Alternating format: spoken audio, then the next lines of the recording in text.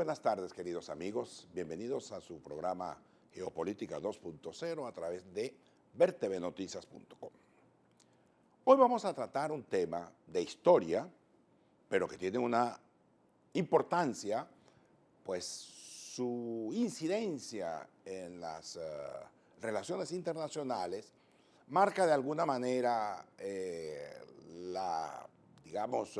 fatalidad a la que se ven inmersos o atrapados determinados individuos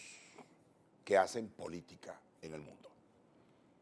Vamos a referirnos, por ejemplo, al impacto que a finales del siglo XIX y durante todo el siglo XX la utopía comunista, socialista, impregnó al mundo y que, evidentemente, se posesionó de determinados espacios, pero que esos espacios fueron a su vez interpretados, esos momentos, esos tiempos, fueron interpretados por determinados individuos. Este es el caso particular de Rumanía y el caso de Nicolae Ceausescu. Nicolae Ceausescu fue un hombre que nace en 1918, muy temprano adhirió al Partido Comunista, participó pues en los grupos que durante el periodo de la Segunda Guerra Mundial se enfrentaron a las tropas hitlerianas en su país, participaron incluso también en las componendas que dio como resultado la edificación del socialismo con los tanques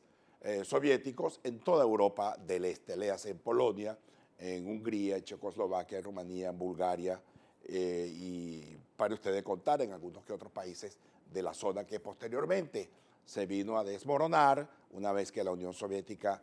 deja de existir en el año 1991. El caso particular de Nicolae Ceausescu es muy sui generis, es muy interesante, es una personalidad, fue un obrero, un individuo que fue formado en los duros momentos represivos que le imprimió el gobierno monárquico aliado de los diversos factores geopolíticos que aliados con Alemania buscaban enfrentar a la Unión Soviética. Porque es que el drama de Rumanía es el drama, como la de casi todos estos países de Europa, era la de un país enfrentado a la geopolítica, en este caso a dos factores geopolíticos que en aquel entonces, como dijimos en una ocasión, no utilizó ese nombre. Me refiero a la presencia de la ideología. Por un lado, la ideología comunista representada, encabezada, titulada, manipulada por la Unión Soviética, por Moscú, y la otra por la ideología por la ideología nazi-fascista, encabezada por Hitler por un lado y Mussolini por otro. El caso es que Rumanía en los años posteriores de su unificación que se produjo en 1918, porque como ustedes saben, Rumanía era un país que estaba disperso en manos de tres grandes imperios, en el Imperio Otomano, en el Imperio Eslavo, zarista y el Imperio Austrohúngaro. Una vez que en 1918 esos tres imperios surgen un grupo de países, entre los cuales destaca Rumanía, Checoslovaquia, Yugoslavia, bajo el nombre pues de eslavos del sur, Yugoslavia, que eso es lo que significa. Se fortalece la unidad de Polonia, luego de perder algunas buenas partes de su territorio. En fin de cuentas, Europa se reconstruyó desde 1918 hasta 1939, cuando fue destruido el esquema pacífico con el cual se había edificado la Europa y el surgimiento pues, de Hitler promoviendo una política revanchista, es decir, de revisar las fronteras para acaparar, construir su espacio vital. Rumanía no escapó a ello y Rumanía fue entonces repartida, una parte fue regalada o fue otorgada, fue confiscada por Stalin en 1939 y la otra parte fue confiscada, la parte de Transilvania, por los alemanes, otorgándosela a los húngaros, país con el cual tanto Rumanía como Hungría han mantenido un disenso, por el cual incluso han ido a los combates por el territorio de Transilvania. En fin de cuentas, el Partido Comunista Rumano logró imponerse gracias a los tanques soviéticos, pero la dirigencia comunista estaba dividida, la dirigencia comunista rumana, una prosoviética y otra que no era tan prosoviética, sino que buscaba un entendimiento con diversos factores para construir un socialismo o un comunismo sui generis, de igual forma que hizo Tito en un momento dado.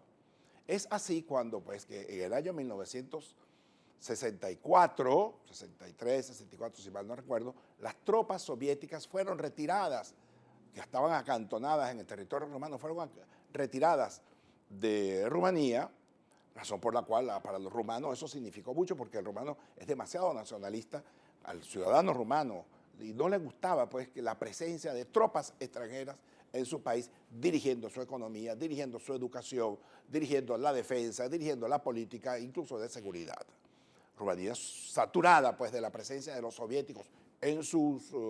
casas, en sus universidades, en sus instituciones. Bueno, lo que hicieron fue fomentar el sentimiento nacionalista y patriótico frente a la presencia abusiva de los soviéticos en su país. Es en ese contexto cuando surge Nicolás Ceausescu, quien viene a heredar de alguna manera el poder que fue otorgado, fue cedido en el marco pues, de las discusiones en el seno del Partido Comunista, una vez que muere el gran líder histórico de ese país llamado Georgi Odeh, quien había iniciado paulatina e imperceptiblemente una serie de pasos para irse separando paulatinamente de la influencia soviética. Repito que el rumano es un pueblo muy nacionalista y muy patriotero. Georgi Odeh, navegando, surfeando pues, por las condiciones y las complejidades que te brindaba la geopolítica, logró paulatinamente moverse con una gran inteligencia y con una gran dosis de astucia. Nicolás Ceausescu, quien no era menos que el otro en ese sentido, un hombre socarrón, astuto, habilidoso, logró empoderarse y llevar más adelante los designios de ese propio partido que había iniciado el Georgi Odeh con un alejamiento paulatino y visible del poderío del Kremlin. Ceausescu se monta en el poder como secretario general del Partido Comunista, que por cierto, los partidos comunistas en el poder tienen más poder que los propios presidentes, los secretarios generales. Es el caso de Ceausescu, quien ocupa el cargo de secretario general y comienza un proceso de encantamiento a la población rumana y de encantamiento al mundo, con una serie de posturas nacionalistas, agresivamente patriotas, y que se vino a florecer, vinieron a dar luz definitivamente en mayo de 1968, cuando las tropas soviéticas, encabezadas por Moscú, junto con las tropas húngaras, checas, búlgaras, alemanas, polacas, invadieron el territorio de Checoslovaquia para ahogar la floreciente primavera de Praga, encabezada por el secretario general de ese partido comunista checoslovaco, Alexander Dubček. Cosas de la vida. Ceausescu se cubre de gloria en ese momento, el 23-24 de agosto, cuando se sucede la invasión a Checoslovaquia, a Praga, y Ceausescu, en mangas de camisa, lanza y pronuncia un discurso muy agresivo, muy nacionalista, condenando la invasión del Pacto de Varsovia a Checoslovaquia, considerando que eso era violatorio al derecho internacional y a todas las leyes internacionales, cuestiones que razones no le faltaron. Sin embargo, dicho en ese contexto, mostró a Ceausescu en ese momento como un hombre audaz, valiente, decidido, por cuanto decidió asumir a plenitud la defensa de la territorialidad de Rumanía en caso de que también fuera amenazada, porque aparentemente, según algunos historiadores, también estaba amenazada de ser invadida. El caso es que Ceausescu fue un tanto más cauto, más ponderado, no fue más allá de lo que se había propuesto el propio Dubček en Checoslovaquia, e hizo un conjunto de tímidas reformas, no fue más allá. Sin embargo, apoyó a la independencia de Checoslovaquia en términos jurídicos, más no en términos ideológicos. Nicolás Ceausescu es un hombre socarrón, fue un hombre socarrón, inteligente, audaz, campesino, pero también obrero, cuya mentalidad se resumía en un olfato para poder intuir los diversos problemas que le ocasionaba el poder a él en ese país. Inició un proceso muy ambicioso de desarrollo de Rumanía, produciendo de todo, dejando a un lado las importaciones, minimizando las importaciones y por el contrario exportando todo lo que producía. Rumanía llegó a producir carros, tanques, aviones, en acuerdo con diversas compañías extranjeras, con los franceses, por ejemplo. La Renault comenzaron a producir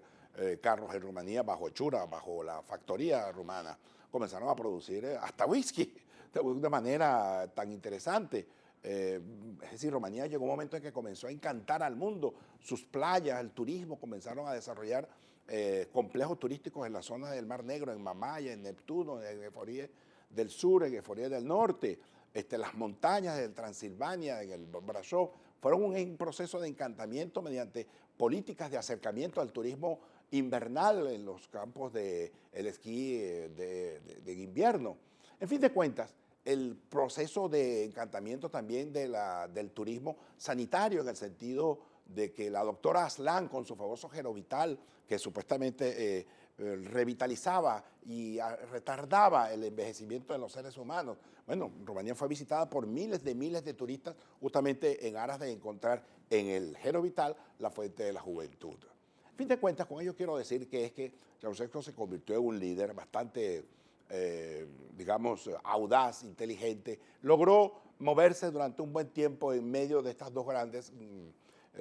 gandolas, como la llamaran, que era la Unión Soviética y los Estados Unidos. Promovió la visita de Nixon la primera visita que realizaba un líder norteamericano, capitalista de la magnitud de Richard Nixon, a Rumanía. Fortaleció los lazos políticos con los factores políticos importantes como el Partido Comunista Francés, el italiano y particularmente con el español, con Santiago Carrillo. En fin de cuentas, Ceausescu fue un individuo bastante audaz y se supo mover en la arena internacional con su olfato, con su intuición, en términos bastante prudentes y moderados. Por un lado mostraba una cara, pero por otro lado también hacía otras cosas. Nicolás Ceausescu fue un hombre que se creció en el poder, enloqueció en el poder, como casi todos esos dos líderes que se sienten nimbados o predestinados, que van a pasar por encima de sus sociedades. Eso pasa en cualquier sociedad en la cual no existe democracia, en la cual los individuos se sienten dueños de la titularidad del poder absoluto, y eso que decían, pues que el poder absoluto corrompe, y el poder corrompe y el poder absolutamente corrompe, el poder absoluto corrompe absolutamente. Con ello quiero decir que Ceausescu se corrompió. Él vino a producir una fisura en el movimiento comunista internacional, pero a su vez él promovió un conjunto de medidas que crearon malestar y escozor en las autoridades de Moscú. Pero, como todo en la vida, no siempre la realidad hay que observarla con los mismos lentes. La realidad fue cambiando. A la Unión Soviética llegó al poder un hombre llamado Mikhail Gorbachev, quien comenzó, como dijimos en una ocasión, con sus dos caballitos de batalla, la perestroika y la glasnost, es decir, las reformas y la política informativa veraz, abierta, sin mentiras, lo que desencadenó la necesidad de un proceso de reformas en todos los países socialistas. Ahí está el caso de que Rumanía, en su afán de defender su nacionalismo y su patrioterismo, se negó a ceder a la presión que ejercía Gorbachev, quien le estaba diciendo simplemente que introdujera reformas. No le estaba diciendo que abandonara su nacionalismo, que abandonara, que se convirtiera en un vasallo de nadie, sino que abandonara esas prácticas políticas centralistas en la cual ahogaba la iniciativa privada, en la cual asfixiaba a toda la sociedad mediante la presencia abusiva del Estado, que el Estado se ocupaba absolutamente de todo, léase, de la salud, de la educación, de la defensa, de las calles, de la producción de los carros, de la producción del agua, absolutamente de todo se ocupaba el Estado, porque el presidente Ceausescu así lo preveía. No comprendió que el mundo cambiaba. Ceausescu se enfrentó sus narices a una realidad que estaba cambiando, que el propio Gorbachev lo había entendido. Bueno, Ceausescu se negó. Ahora bien, él había introducido un conjunto de reformas económicas al principio manejadas por el Estado que requerían de muchos recursos. Esos recursos fue un endeudamiento que tuvo Rumanía con el mundo exterior, con los grandes capitales extranjeros, el Fondo Monetario, etcétera, etcétera. Pero eso se agotó y había que pagar lo que había con los dineros por lo que te habías endeudado, y ello generó una gran penuria en la población rumana, por cuanto Ceausescu, en una manera tan abusiva, tan exageradamente centralista, prefirió pagar la deuda y no mantenerle el bienestar a su sociedad que estaba sufriendo los embates de la reducción del consumo de energía eléctrica, la reducción de comida. Las colas eran interminables en la sociedad rumana. Por las calles tú veías cómo los individuos hacían colas para comprar un pedazo, un mendrugo de pan, si es que lograban alcanzar. Hacía falta azúcar, café, leche, cacao, en fin de cuentas, y en invierno era mucho más grave porque hacían falta todos esos elementos, pero también hacía falta la electricidad y hacía falta el gas. Entonces la gente se moría de frío, los niños que morían en las incubadoras por falta de calor. Eso generó un cuadro dramático para Rumanía y encima de ello el crecimiento del culto a la personalidad de Ceausescu, al cual se asomaba su esposa y su hijo como una familia imperial, monárquica que se iba a colocar en el escenario de la sociedad rumana. Geopolíticamente, Rumanía se vio atrapada, pues, por un lado, en un enfrentamiento con los soviéticos por no aceptar sus indicaciones, pero por otro lado, se vio atrapada por las presiones de Occidente, de Estados Unidos, de Francia, de Alemania, para exigirle una mayor democratización de su sociedad y que abandonara ese esquema dictatorial para gobernar a ese país. Ceausescu se negó abiertamente y enfrentó a los dos, pero lo hizo, hay que decirlo, con una gran inteligencia. Él no fue nunca un grosero. Jamás su lenguaje fue escatológico, vulgar, pugnaz, de insultar, llamar hipócrita, farsante. No, Ceausescu fue un hombre muy,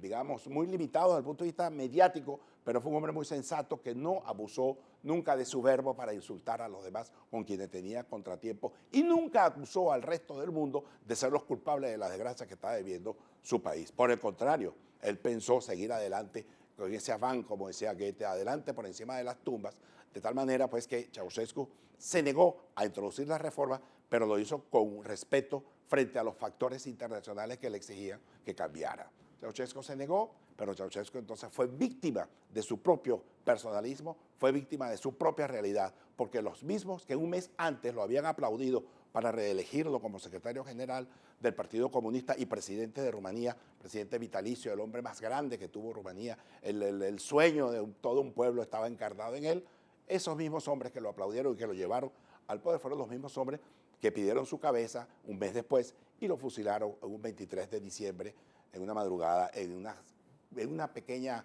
población muy cercana a Bucarest, después que huyera de esa capital en un helicóptero, sobre pretexto de hacerlo escapar de una multitud que pensaba linchar durante un mitin en las calles de Bucarest. Ironías de la vida, el pueblo mismo que él había supuestamente amado fue el que aplaudió, fue el que pidió aplausos para su fusilamiento, lo que hizo que él y su esposa, ambos dos, fueran fusilados en esa madrugada. Y de ellos no quedó más nada, sino su sangre anciana y envejecida pegada de las paredes de ese paredón, pues, de fusilamiento al cual fue sometido en esa madrugada en la Bucarest del 24 de diciembre. Según los romanos, fue el regalo que le dio el Dios para las Navidades de ese entonces. Bien, queridos amigos, muchas gracias y hasta una próxima Geopolítica 2.0.